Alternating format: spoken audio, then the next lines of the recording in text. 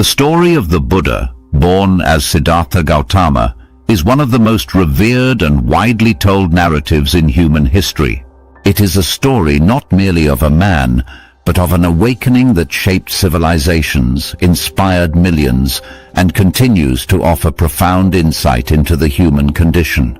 Buddhism, the religion and philosophy he founded, is rooted in his life's quest to understand the nature of suffering and the path to liberation. In examining the life of Buddha, we do more than trace historical events. We engage with a spiritual journey that transformed not only Siddhartha Gautama, but also the course of world history. This story delves into the intricate details of the Buddha's life, from his royal beginnings to his renunciation, enlightenment, teachings, and enduring legacy. Siddhartha Gautama was born around 563 BCE in the town of Lumbini, situated in what is now modern-day Nepal. This region during his time was part of ancient northern India and comprised several small republics and kingdoms. The Shakya Republic, into which Siddhartha was born, was a part of the Kosala kingdom. It operated more like an oligarchic republic than a hereditary monarchy, although King Suddhodana, Siddhartha's father, was regarded as the ruler. The Indian subcontinent at the time was experiencing a cultural and spiritual renaissance. Philosophical ideas were flourishing. Questions about existence, the soul, suffering, and liberation dominated intellectual discourse. The Upanishads, which formed the philosophical core of Hinduism, were being composed. Renunciants, called Shramanas, were challenging the rituals of Brahmanism, advocating personal spiritual practice. Siddhartha's life would be deeply shaped by and eventually rise beyond this context. Queen Maya, Siddhartha's mother, was traveling to her parental home in Devadaha when she gave birth in the Lumbini Gardens. Legend holds that she stood holding a branch of a sal tree when Siddhartha was born from her right side, clean and unsoiled. Immediately after birth, he took 7 steps, each marked by a lotus blossom, and declared his intent to achieve final liberation. The infant's birth was accompanied by miraculous signs. Flowers fell from the sky, sacred music played, and wise sages and gods rejoiced. Astrologers predicted the child would either become a great universal monarch or a fully enlightened Buddha. To sway him toward kingship, King Suddhodana resolved to protect Siddhartha from all forms of suffering and spiritual influence. To fulfill the prophecy of worldly greatness, Siddhartha was raised in luxury, surrounded by beauty and shielded from all unpleasant experiences. He lived in 3 opulent palaces, one for each season, and was constantly attended by dancers, musicians, and servants. He excelled in all princely pursuits, from swordsmanship to statecraft. He married Yasodhara, a beautiful and intelligent princess, and they had a son, Rahula. Yet even amid this splendor, Siddhartha experienced a sense of restlessness, a subtle yearning for deeper truth. This inner disquiet would soon transform into an existential quest, the 4 sights and the great renunciation. At age 29, Siddhartha convinced his charioteer Channa to take him beyond the palace gates. What he saw would change the course of his life and the world. An old man, frail and hobbling with age, shocked Siddhartha, who had never seen aging before. He learned that old age comes for everyone. A sick man, writhing in pain, revealed to him the reality of physical suffering and disease. A corpse, surrounded by mourners, showed him the inevitability of death. A wandering ascetic, calm and serene despite material poverty, inspired him with the possibility of spiritual pursuit. These 4 sights awakened Siddhartha to the universality of suffering and the impermanence of worldly pleasures. His carefully curated existence collapsed into a spiritual crisis. That very night, Siddhartha resolved to leave behind his royal life. He looked upon his sleeping wife and son one last time and departed the palace quietly, riding into the forest with Channa. There he shaved his head, donned a simple robe, and began the life of a wandering ascetic. This act, known as the Great Renunciation, marked a turning point in spiritual history, a prince choosing truth over power, renunciation over indulgence, and universal compassion over personal ambition.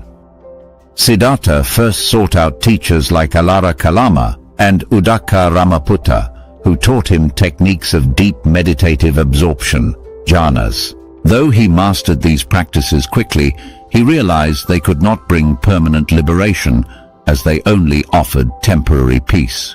Unsatisfied, Siddhartha turned to severe asceticism, believing that self-mortification might liberate the spirit from the bonds of the body. In the forests of Uruvela, Siddhartha practiced extreme austerities, fasting, breath-holding, exposing himself to the elements. At one point, he was so emaciated that he could touch his spine from his belly. 5 other ascetics joined him, believing he was close to liberation. But after years of struggle, Siddhartha realized that such self-denial only weakened the body and mind. Enlightenment, he concluded, could not be attained through pain or pleasure. He accepted a bowl of milk rice from a village girl, Sujata, breaking his fast and prompting the 5 ascetics to abandon him. The middle way and enlightenment refreshed, Siddhartha resolved to follow a middle way, a path of moderation. He sat beneath a fig tree, the Bodhi tree, near the Neranjara river and vowed not to rise until he attained enlightenment. For 7 days and nights he meditated, confronting inner demons, desires and fears personified by Mara, the Lord of Illusion. Mara tempted him with sensual delights, fearsome armies, and even challenged his right to seek liberation. Siddhartha remained unmoved. On the night of the full moon, he attained complete and perfect enlightenment. He saw his past lives, understood the workings of karma, and penetrated the nature of suffering and its cessation. He had become Buddha, the awakened one, turning the wheel of Dharma. After his enlightenment, the Buddha hesitated to teach, thinking his realization was too subtle for others to grasp. But Brahma Sahampati, a divine being, implored him to share his insight for the benefit of all beings. He traveled to the deer park in Sarnath and found the 5 ascetics who had abandoned him. There, he delivered his first sermon, known as the Dhammacakkappavattana Sutta, setting in motion the wheel of Dharma. In it, he introduced the 4 noble truths. Life contains suffering, dukkha. Suffering arises from craving, tanha. Cessation of suffering, nirvana, is possible. There is a path to the cessation of suffering, the Eightfold Path. These teachings formed the foundation of Buddhist philosophy. The 5 ascetics became his first disciples, forming the nucleus of the Sangha, or monastic community. The Buddha would spend the next 45 years walking across northern India, teaching kings, merchants, farmers, and untouchables alike. The Sangha grew rapidly, and eventually women, after some initial resistance, were allowed to join, thanks to the insistence of Mahapajapati Gautami, the Buddha's foster mother. Inclusiveness of his teaching. The Buddha rejected caste distinctions and emphasized ethical conduct, mental discipline, and wisdom. He taught that liberation was possible for all, regardless of gender, class, or background. His teachings included detailed analyses of consciousness, ethics, perception, meditation, and metaphysics. Years after his renunciation, the Buddha returned to Kapilavastu. He was received with reverence. His father, Suddhodana, eventually became a disciple. His son Rahula became a novice monk at age 7. Yasodhara too joined the monastic community for women. These events illustrated that spiritual awakening could coexist with love and family, as long as attachments were relinquished. Not all were pleased with the Buddha's success. His cousin, Devadatta, tried to seize leadership of the Sangha and even attempted to kill the Buddha. Despite this betrayal, the Buddha responded with patience and compassion. At age 80, sensing the end of his life, the Buddha undertook a final journey.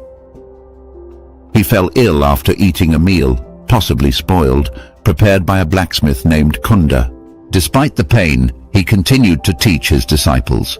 He delivered his final sermon at Kushinagar, emphasizing the impermanence of all things and urging his followers to take refuge in the Dharma. The Buddha passed away lying between two sal trees surrounded by disciples. His last words were, "All compounded things are subject to decay. Strive diligently for your own liberation."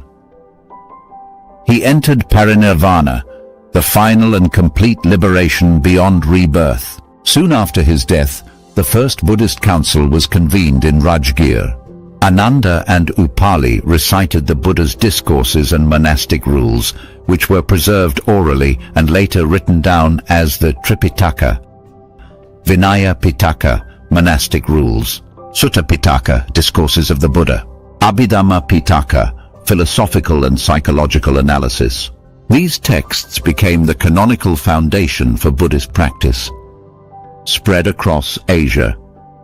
Under Emperor Ashoka, 3rd century BCE, Buddhism became a state religion and spread across Sri Lanka, Central Asia, and eventually to China, Japan, Tibet, and Southeast Asia. Over centuries, Buddhism evolved into various schools. Theravada, the way of the elders, Sri Lanka, Thailand, Myanmar. Mahayana, the great vehicle, China, Korea, Japan. Vajrayana, the diamond vehicle, Tibet, Mongolia. Buddha's insights into the nature of suffering, mindfulness, and compassion have influenced psychology, neuroscience, ethics, and global peace movements. Mindfulness-based therapies draw heavily from Buddhist meditation techniques. The image of the serene Buddha remains a universal symbol of peace, inner clarity, and transcendence. The life of Siddhartha Gautama, the Buddha, is not simply the story of an extraordinary man who attained spiritual enlightenment over 2.5 millennia ago. It is, more importantly, the timeless narrative of a seeker, a person who questioned the meaning of life, challenged the assumptions of his time, and transcended suffering through inner transformation. As we reach the end of this detailed exploration into his life, it is essential to not only summarize the stages of his journey, but also delve deeper into the philosophical, cultural, and practical legacy that continues to influence humanity on both spiritual and secular fronts. Siddhartha Gautama's decision to renounce the world, despite being heir to luxury and power, is one of the most radical acts of spiritual courage recorded in human history. It is tempting to dismiss his story as legend, but its psychological and emotional truths resonate deeply with human experience. His departure from the palace was not born of hatred for the world, but from compassion for all beings caught in the cycle of suffering. He did not flee from responsibility, but embraced a much larger responsibility, not to rule a kingdom, but to help all sentient beings discover liberation from suffering. This moral courage underlines a central Buddhist teaching. True strength lies not in the conquest of others, but in the conquest of the self. Siddhartha's renunciation represents a symbolic moment for humanity, a declaration that the ultimate truth cannot be found in material wealth, social prestige, or sensual pleasure. These things may offer temporary satisfaction, but they inevitably lead to dissatisfaction and fear of loss. By walking away from a world that promised everything except inner peace, Siddhartha pointed to the deeper treasures that lie within. The middle path as a revolutionary idea. The Buddha's path to enlightenment unfolded through painful trial and error. He experimented with both extremes, the indulgence of the palace and the self-mortification of ascetic life. He eventually realized that neither could offer liberation. Instead, he discovered the middle way, a revolutionary path of balance, mental discipline, and compassionate wisdom. This insight was radical in its context. At a time when religious extremes were common, either sensual ritualism or severe asceticism, the Buddha offered a path that emphasized moderation, mindfulness, and ethical action. This middle way remains a cornerstone of Buddhist philosophy, and continues to guide individuals in navigating modern life, which too often swings between overindulgence and burnout. The Enlightenment, personal awakening, universal message. The Buddha's moment of enlightenment under the Bodhi tree was not a mystical event reserved for the divine, but a profound realization about the human condition. Through deep meditation, he pierced the illusion of a permanent self and understood the nature of suffering, its origins, and the path to its cessation. This realization did not result in personal escape alone. Rather, it marked the beginning of a life wholly dedicated to alleviating the suffering of others. His enlightenment was simultaneously individual and collective. By understanding the interconnected nature of existence, dependent origination, pratitya samutpada, he uncovered a universal truth.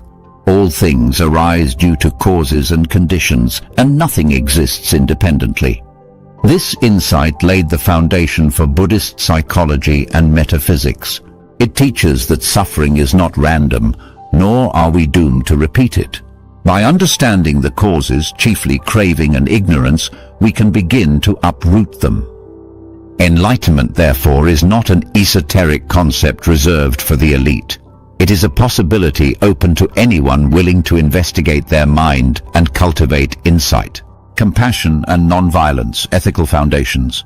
Perhaps one of the most enduring aspects of the Buddha's life was his unwavering compassion. From his first sermon to his final words, the Buddha emphasized kindness, non-violence, and compassion as foundational to a meaningful life. He welcomed all, regardless of caste, gender, or background, and treated each person with respect and dignity.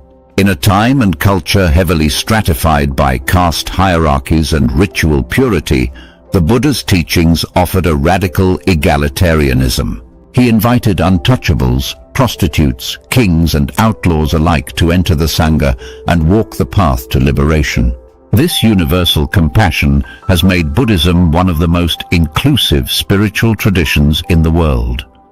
Moreover, the Buddha's ethics were rooted not in fear of punishment or reward, but in the understanding of cause and effect. Acts rooted in greed, hatred, and delusion lead to suffering. Acts born of generosity, love, and wisdom lead to peace and liberation. His teachings empower individuals to take responsibility for their actions and to live with intentional awareness. The creation of the Sangha, the monastic community, was another groundbreaking move. In it, the Buddha established a model for spiritual fellowship, ethical living, and communal support.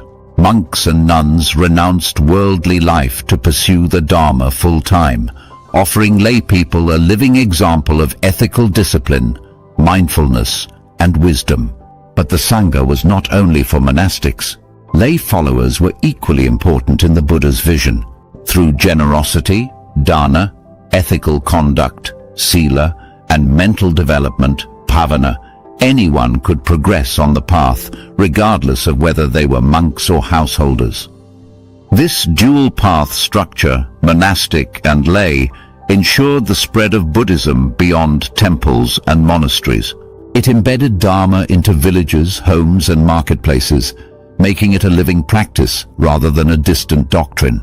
After the Buddha's passing, his teachings were preserved, transmitted, and eventually spread throughout Asia.